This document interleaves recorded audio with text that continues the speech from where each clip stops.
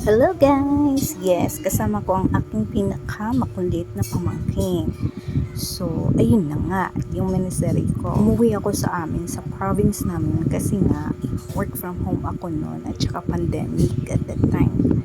So, wala akong kausap, wala tayong masyadong kausap that time kasi nga, bawal pa ang mga gathering. And so, Facebook lang talaga tayo, girl. Social media lang tayo noon.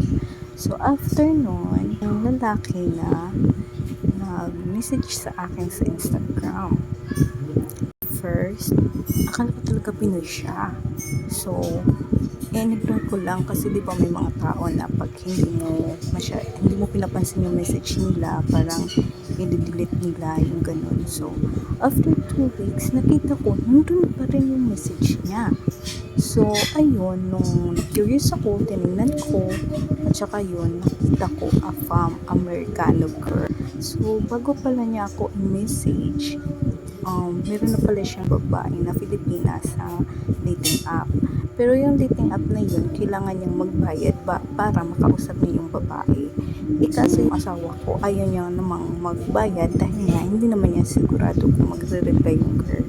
So, yung ginawa niya is, hinanap niya yung pangalan ng girl sa Facebook. At saka sa kakahanap niya dun sa girl ay, girl, nakita niya yung beauty ko, girl. Dun tayo nag-wagi. So yun, nakitan daw siya sa picture ko. So, na-intrigue siya. Hindi niya alam, filter pala yun that time. Message siya sa akin and after 2 weeks ko pa siya ni-replyan. Kasi akala ko nga, buburahin yung message niya. Pero medyo mahaba-haba pa talaga to, girl. So, see you next na lang on my video. Bye-bye. Good night, everyone.